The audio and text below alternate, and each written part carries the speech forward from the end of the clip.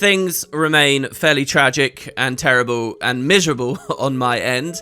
However, today I really wanted to sit down and actually get a video out for you guys. The devs have announced something pretty cool. It's the next episode of Icebrood Saga. I'm going to run you guys through the trailer like we usually do and give you as much detail as possible in a proper video for once. So let's get through and do it. So the devs have announced the next episode of the Icebrood Saga, which in theory, if you believe that this is going to be an 8-episode season, we're pretty much going to be halfway at that point. I do find it rather curious we're going immediately into episode 4 without a visions of the past in between. I kind of thought they'd be layered going forwards, thus kind of extending the length of the season and giving them more time to produce the Cantha expansion. But no, it'll go no quarter, straight into the next one, which they've revealed the title is Jormag Rising. Before that though, also, early last week, the devs also gave a roadmap for the future of the game over this summer. Now, I have to be honest, it wasn't the most interesting post. It pretty much just talked about the fact the anniversary is coming up and we'll probably get some freebies.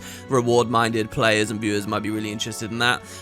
There's going to be the return of the Festival of the Four Winds, of course, but there were 2 nuggets, and let's run through them. Here's the post looking ahead to summer days and nights. If we open up the image they give us, they've got here a new mount ability is being added. Now, in the body of text for the post, they don't really talk about that. We do obviously get the icon, so you can maybe speculate a little of what's going on. Looks like a skimmer to me in the image. So maybe we're looking at some kind of diving ability, something that actually takes us underwater. I kind of am excited about that idea, but I still cling to the notion of a proper underwater mount one day, which I see as being perfect to add with the Cantha expansion, especially if Cantha's going to have stuff to do with the deep sea dragon.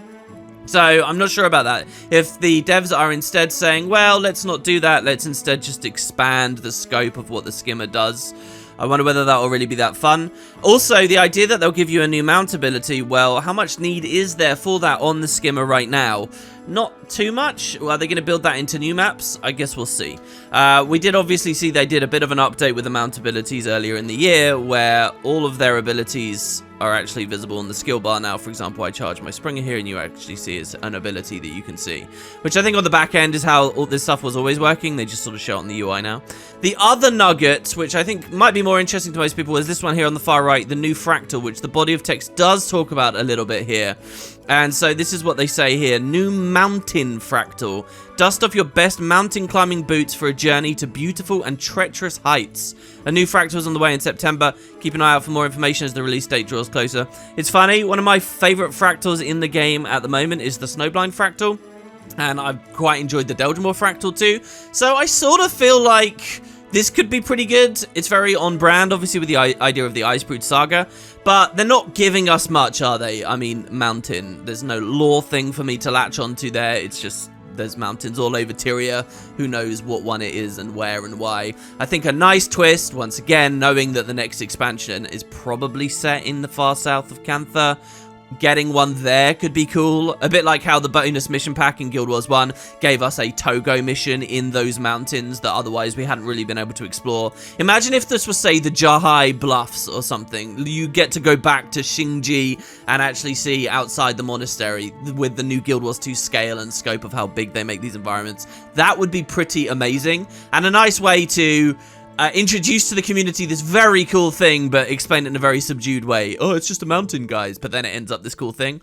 Well, we'll see what they actually go with. Let's get in on the new release now, and I guess I'll open up by showing you guys the new trailer. Now, one final note, the roadmap did also state that this next episode is also no voice acting. Coronavirus has obviously come along, destroyed many of our lives, and we have seen that last episode, the game with no voice acting really does feel very different. I was hoping it would really only just be the one, or sometime around now we'd start to see real voice acting be implemented, but that's not going on. That's drawn a little bit of criticism, I've noticed. People discussing Guild Wars 2 over on, say, our MMORPG outside of the Guild Wars 2 community itself seem kind of miffed, like that Bungie, for example, have managed to get voice acting going on by having the voice talent actually record in their homes, and people are starting to expect ArenaNet to do that. I don't really want to lay any comments on that. We don't know what the ArenaNet cast is like or what kind of stuff they have. If ArenaNet thinks the best thing to do is wait for everyone to get into a studio, then that's fine. I'm very patient, and You know, in a weird way, it's kind of cool to think that this next episode as well will have no voice acting in it, and I get to go back later in the year and kind of replay a lot of this and have a very different experience for quite a lot of this saga now. That's kind of a cool thought. In any case, yeah, no voice acting, and that's going to affect the trailer, which we'll watch now. Let's jump on in.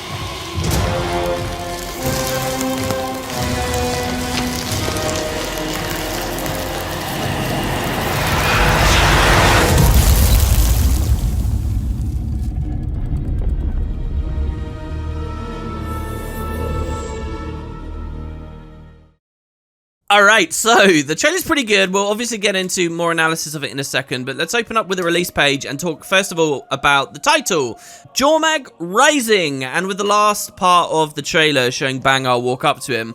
I guess the idea is maybe this will be the first patch where we actually physically see Jormag in game. I know that might sound a bit weird, but with how incredible Living World Season 4 was at displaying Kralkatorrik during a Living World season or saga as we now are, then I totally believe ArenaNet can do it. I totally believe we could see an Elder Dragon here. I totally believe it could be really good. I mean, even going back to Living World Season 3, we saw Primordus in a Living World season. That was obviously very subdued. It was just his head. But they were able to do something with it. So maybe this will be the patch. And not only that, but as far as the story's concerned, maybe we'll actually see him move around, do things, attack people. The title as well is a little bit reminiscent, I guess, of Season 3's Rising Flames. And there's a few, like, events and stuff called, like, you know, Janundu Rising and stuff like that in the game instead of just Jormag Rising, but I can't really see any real parallels. I just think that we might actually be seeing the dragon here, and that could be good because, frankly, Jormag is the focal point of a lot of this, and we haven't really interacted with him in any meaningful ways. We've only really played around with Drakar, which is sort of a surrogate in a way. It's a good time to actually see Jormag. This is a thing that Guild Wars has always had to be very careful about. You've watched how they've dealt with this. You need to introduce and actually interact with the dragon quite early. Like with the core story, you had those various moments where Zaitan roars, but it really wasn't enough, and they saved his actual reveal until the very end, and then it was a bit of an anti-climax for a lot of players because of the gameplay and stuff involved. With Heart of Thorns, they kind of copped out, making him the whole jungle, but then there's that spectacle at the end with the meta events. And since then, I think they've learned you give us the villain physically kind of early. So yeah, we'll see Jormag, and it's funny because there's actually been quite a lot of story development going on with Jormag. All those off-scene moments where Bram, for example, was interacting with it, or again during Living World Season 3, where we kind of put it to sleep again. It's time we see the dragon, and I think this could be it. So that's pretty nice. I don't think this entire release has been developed from home, you know, during the virus. I think some of this was probably done before they closed the studio, so hopefully that doesn't tamper with, you know, their artistic expression or whatever. So, yeah, beginning July 28th, that's the release date for this. Blood Imperator Bangar Ruinbringer has led his Dominion followers to unthinkable ends in the pursuit of victory. With all attempts at negotiation failed and a vicious new threat at hand, the Charred Civil War enters its deadliest phase yet, and the Ice Dragon has taken notice. So it's totally going to be there, guys. So here's what they say, that the Drizzlewood Coast is being expanded and the meta event is being expanded. Now, I'm actually very happy to hear this. I have to say, the past few months, I have probably played less Guild Wars 2 than ever before. And that's a particular disappointment to me, because being able to go to the Drizzlewood Coast, and specifically the region of the Woodland Cascade, is like a childhood fantasy of mine. Like, that's not an exaggeration to say. I was, a young teenager when I first started playing in this franchise, and I was always excited to go north of Kryta. Finally, here we are in 2020, we get to visit there, and I haven't really interacted with the map much at all. I haven't been able to enjoy it much at all. So the idea that the devs will expand it in the same way that Bureau Marches was expanded is very exciting to me. I definitely got a lot more playtime out of this map when they did that expansion. I think it worked well. I'm happy to see that they're actually repeating that idea a little bit later on in the saga and giving us more. I guess I'm not that excited, to be perfectly honest, about the way the map looks. I feel like it wasn't that distinct looking in the end. It felt like I was in a lot of environments I'd been to before, but maybe the devs can do something really fun. I also kind of feel that they're just going to expand it north because, we want to be in frozen icy areas, and if you look at the release page and if you look at the trailer, everything is very frozen-y looking.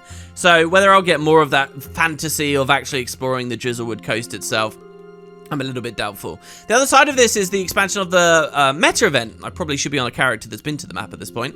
The expansion of the meta event does kind of excite me, mostly as a Living World Season 2 player who saw how they gradually expanded the Silver Waste meta. I have a lot of faith that ArenaNet can do this in some fun ways. I already feel like the meta event in Drizzlewood was very fun, and I guess there's maybe some fears that if they expand it in a certain way, it might end up way too long, and people who are just rewards-minded could end up being frustrated by it, but I think they'll do it a little bit more intelligently than that. And by actually expanding the meta event instead of adding a whole new one, they kind of avoid a bit of an issue that occurred here on this map, which was when the second half came out, some of us never really spent much time doing the original meta again. I personally, as someone who was going for all the achievements and everything in the game, I had really grinded this out. I had it fully finished. And then when the new half came out, I spent most of my time just interacting with the new half stuff, except when achievements pulled me back. By expanding the meta itself, hopefully we stay kind of pollinated across both halves the whole time, and people will get better use out of the full map going forward from that. That's my hope anyway. So, back to the release page. They say that there's an upgraded way station mastery, where they'll be even more handy. Continue your training in the mastery line to unlock abilities like the Iron Legion Medic Zuka, which is probably safe to use. Yeah, a Meta Zuka. What a great idea they've got there. So here, I think for the first time in the saga, they are expanding the mastery, but not the ones to do with the Spirits of the Wild. They're actually just stalling. I have not been impressed with that mastery line or how they've been handled in the content so far. I guess there's still a lot of the saga left for them maybe to refine it. And then a pretty exciting idea here. New adventures, the favor of the spirits. So there's going to be new adventures in this patch, which we haven't seen kind of for a while. And not just one new adventure, 3 of them. Show Eagle your flying prowess, impress Wolverine with your deeds, and prove that you have the resilience of Ox. So the fallen spirits, more on those, which I think could be nice. We've obviously already seen the trailer. We'll go back to the shot in a second, but you can see a little bit of one of these adventures in progress. And I'm actually kind of excited about these. A lot of people are excited about the adventures because they feel like we haven't had them in ages. And I guess that's true. The real era of adventures was POF itself and the season immediately following it. A lot of those adventures were kind of supply runs in the early days that the devs started phasing out as they the community didn't take to them that much. But we never really got back to the full diversity of the Heart of Thorns initial release slew. And maybe this is an opportunity for that to actually happen. What I will say though is a lot of people seem to be forgetting there was an adventure in this saga with the prologue. There was that little, it was a full adventure, right? In the prologue map with the Ash Legion, where you do that little stealth thing around the crates. And I actually thought that was really good. I was really impressed with that. That was one of my favorite parts of the patch. It just, there wasn't too much incentive for me as a player to spend a lot of time doing it. But it was great. And so I actually think that ArenaNet have got got a pretty good track record in recent history of doing decent adventures. And I think quite often they're adding content that could be an adventure, they just decide it isn't. Like going back to Grothmar, you have the shootout event, right? That's very, very close to what we experienced as an adventure in Heart of Thorns. But now it's just a regular dynamic event. I think that kind of thing's been happening a lot. And then they have a section here about new rewards. Collect 2 new infusions. I'm sure one of them at least will be very rare. 5 new Tribune weapons. You can upgrade the Stormcaller and the Bone Skinner weapon skins. And more, they say. And I think you can actually analyze a few of the little things in the trailer as we watch forward. Which, hey, let's do that now. Well, once again, a very smooth and easy trailer for me to analyze and talk you guys through, considering there's no background audio. The background dialogue in the trailers is usually really fun to sink into and can hint at cool things in the plot, like, oh, who's saying it and so on, but I never know when to insert it. It's not going to be a problem this time because there is nothing being said. The music as well, I'm a little bit disappointed by it. I don't think it's new music in this trailer. It's just kind of generic meta-eventy sounding music that we've been hearing throughout the saga. So you get real Living World Season 1 vibes from this, just as we did last time. You're going to hear me saying all the same things on the previous trailer analysis. It's funny, the Season 1 vibes we're getting are probably unintentional, but don't forget that back in February, one of the developers, I think it was Andrew Gray, kind of said that this back half of Icebrood Saga might end up feeling a bit more Season 1-ish in terms of having big community events and stuff, like particularly how we as a community got to band together and make decisions, most prominently obviously the decision between Ellenkeel over Nashblade. Maybe that will start here, but again, we're only 4 of what, 8? 4 of 6 maybe, if you consider that. We could be over halfway, might start seeing that kind of stuff. But certainly the trailer doesn't suggest it. The trailer just feels like Season 1. Anyway, so the bridge. Obviously very familiar with it from the previous episode. Currently, if you were to log in game, there's not too much on the other side of the bridge. This was obviously where the story finished, and we saw the ice portals appear, the revelation of the Frost Legion, and, well, this patch, I mean, I think it's very clever what they do with the trailer here. They open it up, the fog clears, and it looks like things have melted back there, and we can actually travel now into the next part of the map, which would, of course, be the northern areas. We even have a little character staring out there. So, again, I did just mention a lot of it is going to be very frosty and icy and cold and dead, but there is this one shot in the trailer that at least shows it being quite verdant. Also, I find this very weird. For these next 2 trailer shots, there are billions of players on sky scales. I mean, look at this. I mean, look, I'm not going to argue that this doesn't look amazing. It's super cool, but it feels like it would be more fitting for, say, the last episode of Season 4, where we got sky scales. The devs, I mean, I already feel like in the Drizzlewood Coast, as it currently is, I am massively power crept and afforded a lot of quality of life for having a sky scale or some kind of flying mount. Like, actually traveling around that map without one of those sounds like it would be a pain. Is this just like a tacit acceptance that we're going to have the same thing on the next half of the map as well? I mean, there are players that don't have these mounts. I've always wondered how they're feeling with the current gameplay, because there's no necessary reason that you'd have a sky scale. Anyway, we see a ton of them just flying off into these massive waterfalls. These large vistas, the Path of Fire ArenaNet logo again. And so here we get a nice broad view of what I assume is a good chunk of the new areas we'll be able to travel to. More of the twisted Jormaggy looking ice. This almost looks like a floating arena in the sky. Lots of warring areas, new camps that we'll be able to claim, and I'm sure we'll hook directly into the meta as we've experienced it before. Got some ley lines as well to travel along. We get some Flame Legion here in the foreground, which your instinct, and is that meant to be Ash Legion, like Char Trooper over there hiding or something? Your instinct might be to think, oh, bad guys. You know, this could almost remind you a little bit of the snowy area in Fireheart Rise from Vanilla. But no, these guys would actually be on our side at this point. And you've got to kind of resist that initial instinct to think enemy. And then we get a bunch of really beautiful, cold, frosty areas. This, in particular, really reminds me of Bitterfrost Frontier. Again, more Season 3 feeling vibes, and particularly where you would infiltrate the Sons of Svanir. Speaking of which, I think we might even see one there, or particularly an Icebrood Norn, that looks like more than anything else. And then we come inside. So we're actually going to see a lower third on screen in a second, referencing storming the Frost Citadel. Which I guess I'll talk more about in a second, but I have a feeling that this is the Ice Citadel itself. This could even be a shot drawn straight from the story rather than meta or something.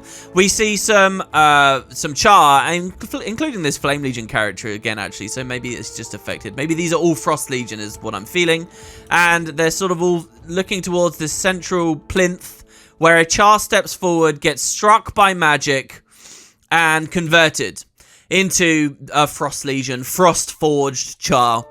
We've seen a lot of times how Elder Dragons corrupt and tweak people like this in various forms throughout the story. Here, this looks like a little bit more technologically inclined. Certainly, when I think of Sons of Svarnir slowly descending into becoming Icebrood, I don't think of them getting hooked into machines. So maybe this is a sign that the Frost Legion have been accelerating the process in some way, and maybe the story will deal with that. I'm not sure this is meant to be a specific character, but it could be. It's a nice little animation there.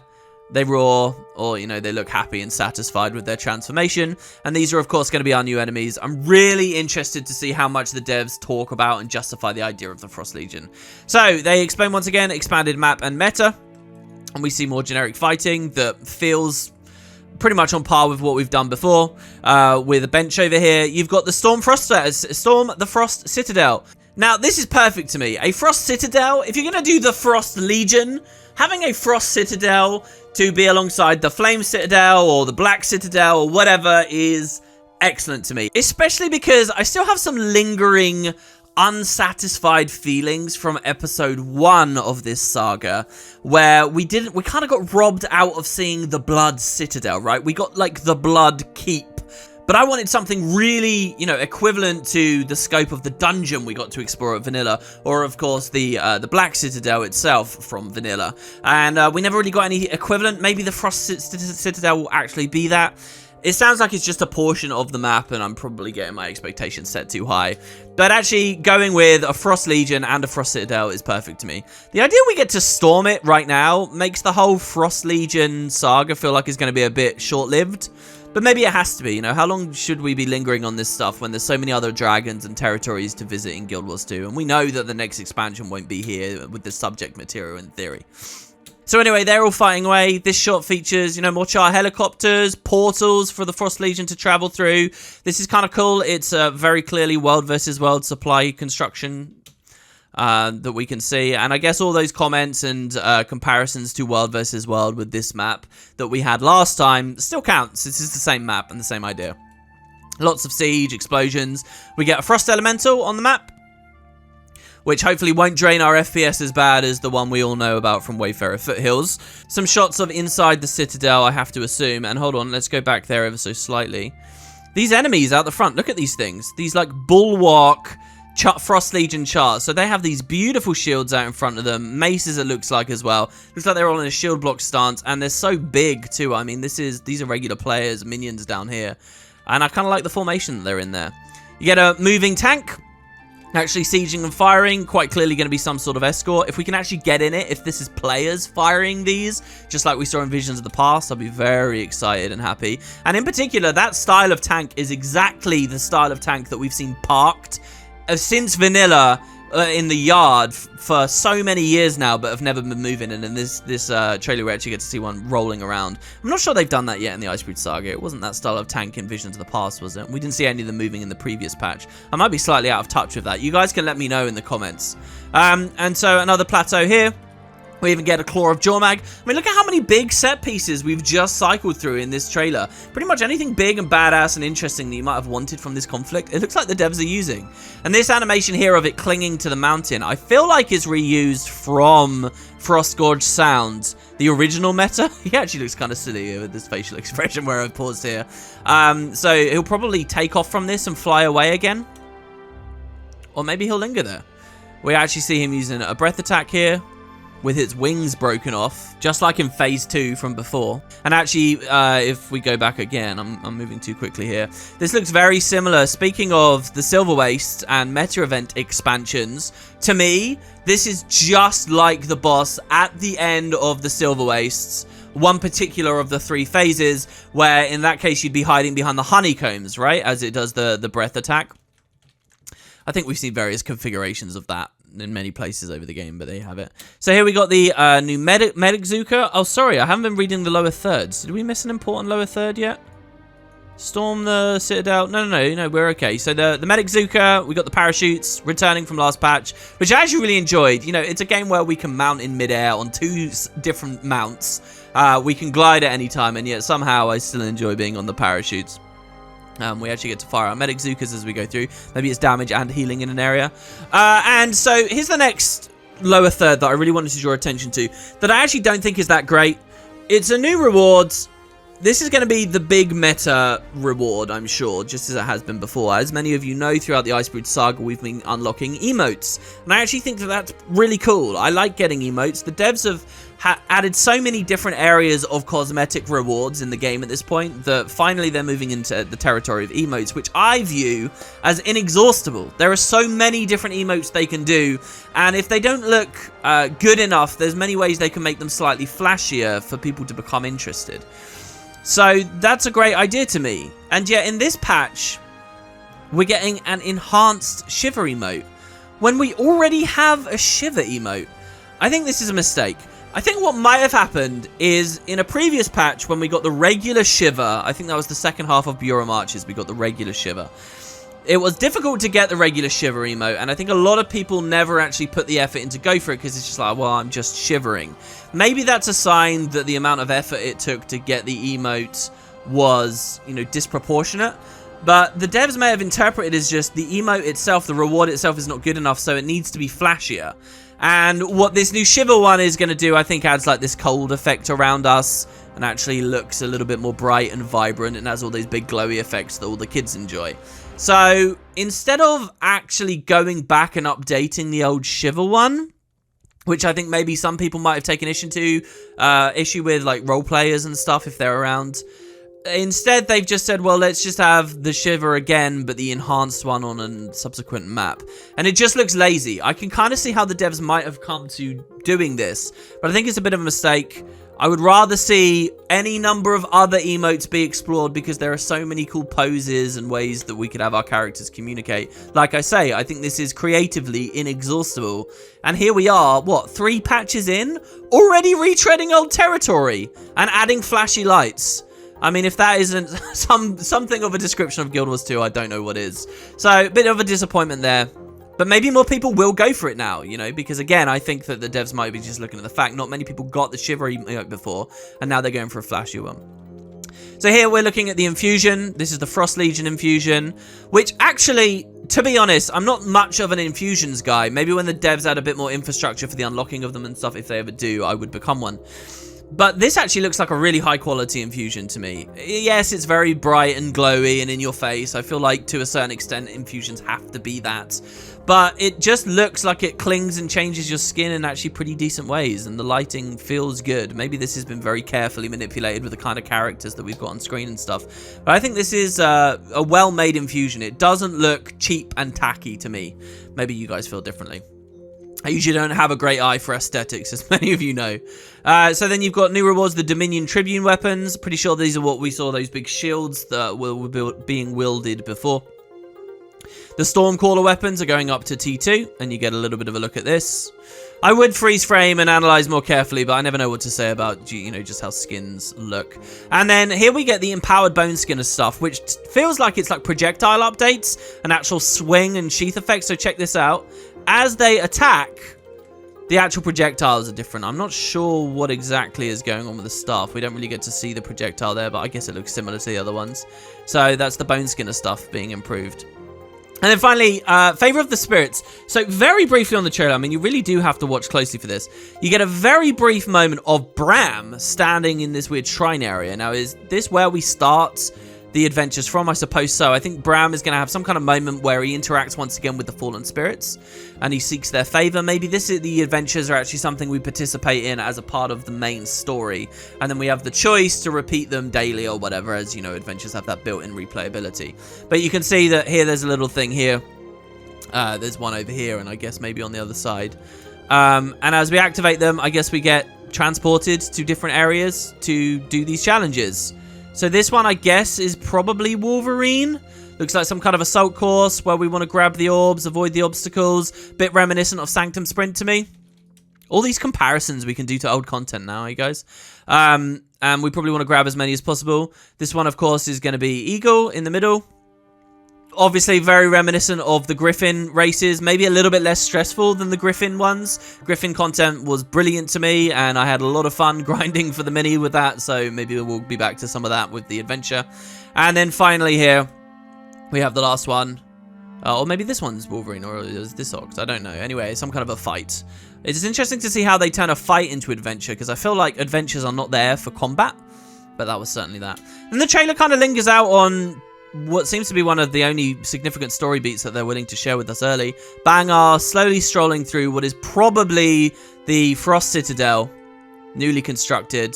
And we get this shot. Now, those who have been following the Icebreed saga very closely since its start will recognize this as, you know, that original stream they did with all the monsters slowly coming out of the mist and everyone was speculating what it was supposed to be. That was a fantastic stream I have some very fond memories of, to be honest. It's weird to think that that was almost a year ago now already. But here you can see some clear similarities, and probably the dragon will come out. I really do think we're going to be seeing him on this one. And we'll see what that interaction between Bangar and the dragon is, because I think Bangar's very confident he's got a grip on this thing, and probably he doesn't. I mean, that's one of the great things about the story they're dealing at the moment. So that's going to be Jormag Rising, and that's going to be towards the end of the month. Thanks very much for watching, guys. I hope you enjoyed this little look at what ArenaNet's got coming. Again, as I've said in the past 3 videos, I really do want to give you all a big update about what's been going on with my life. Thank you so much to those of you who have continued to support me through this time, and I really do hope you'll feel it's worth it as we come out with more regular videos. The support you've all been offering, particularly in the comments when I've been able to get anything out, has really, really brightened my mood that has generally been in a very bad place. So thank you all, and hopefully I'll be back to some good stuff for you very soon. I find it very hard to express how guilty and bad I feel at the moment. Be back soon.